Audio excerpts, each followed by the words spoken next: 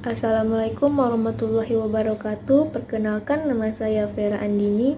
Di sini saya akan menjelaskan jurnal yang sudah saya cari, judulnya Jejak Kebudayaan Persia di Kawasan Tinggalan Sejarah Samudra Pasai.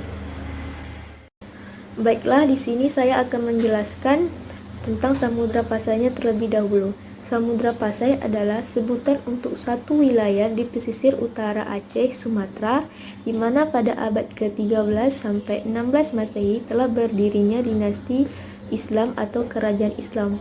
Namun, Samudra Pasai ini mengalami kemunduran pada dekade abad ke-10 Hijriah atau 16 Masehi.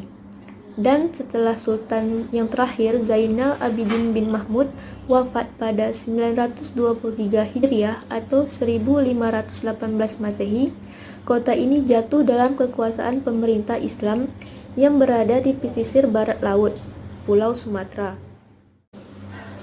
Ada beberapa yang dimiliki Persia sehingga kebudayaannya dapat sampai ke Samudra Pasai di Sumatera. Yang pertama itu kawasan kuno Persia, Faris yang namanya kemudian diangkat untuk meliputi seluruh dataran tinggi Iran. Kawasan kuno ini adalah tempat lahirnya dinasti-dinasti yang memerintahkan Persia seperti Achaemenia dan Sasania. Persia dalam masa pemerintahan dinasti-dinasti tersebut telah mewarisi khazanah kebudayaan dan peradaban yang bernilai, kemudian memberi pengaruh besar bagi kebudayaan Arab atau Islam. Yang kedua adalah Shiraz, kota terbesar di kawasan Persia. Shiraz yang merupakan ibu kota kawasan Persia adalah salah satu pusat kebudayaan Islam yang terkenal pada masa pemerintahan dinasti Buai di samping Baghdad dan Rai.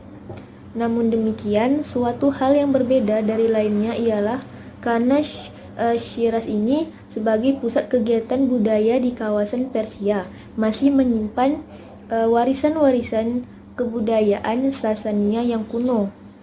Meski bahasa Arab telah menjadi bahasa agama, pemerintahan, dan pengetahuan, tapi ia tidak bisa dapat menggantikan secara sempurna bahasa Pahlavi atau Persia Pertengahan. Dan selain itu, bahasa Persia modern adalah bahasa percakapan yang digunakan oleh penduduk Persia secara umum. Yang ketiga adalah Teluk Persia. Persia menduduki posisi perdagangan yang penting lantaran pelabuhan-pelabuhannya yang berada di Teluk Persia, sebuah teluk laut di Samudra India yang mengambil nama Persia karena merupakan kerajaan terpanjang dan tertua yang berada di teluk.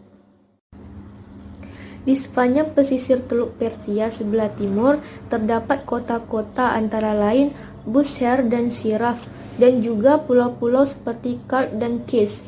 Kawasan ini sangat panas dan sukar dilalui di musim gugur. Satu-satunya penyangga kehidupannya adalah perdagangan yang sudah mulai pesat semenjak dinasti Sasania berhasil menarik jalur perdagangan yang menuju Konstantinopel ke Teluk Persia. Kesimpulannya bahwa modalitas kebudayaan Persia untuk sampai ke Samudra Pasai atau Sumatera itu karena yang pertama mereka memiliki warisan kebudayaan dan peradaban yang besar dan telah memberikan pengaruh tidak hanya kepada kebudayaan Arab tetapi juga kepada kebudayaan bangsa-bangsa yang menganut Islam. Yang kedua, keberadaan Shiraz itu sebagai sebuah kota Islam utama di kawasan Persia yang berada berdekatan dengan pusat pemerintahan Islam di Baghdad telah menjadikannya sebagai salah satu negeri yang mampu menerbitkan para ilmuwan dan budayawan ke seluruh pelosok dunia Islam. Wajah kehidupan sosial budaya di Shiraz yang tampil di wilayah-wilayah yang secara langsung pernah terjalin kontak dengannya antara lain adalah pesisir utara Sumatera dengan kerajaan Samudra Pasai. Yang ketiga adalah Persia memiliki potensi manusia, jalur serta kemampuan moral dan material untuk menembus dan sampai ke wilayah-wilayah di seberang lautan, yang diantaranya juga adalah Samudra Pasai. Sekian penjelasan dari saya. Apabila ada kekurangan atau kesalahan, saya mohon maaf, karena yang salah datangnya dari diri saya sendiri dan yang benar datangnya dari Allah Subhanahu wa taala. Wabillahi taufik wal hidayah. Wassalamualaikum warahmatullahi wabarakatuh.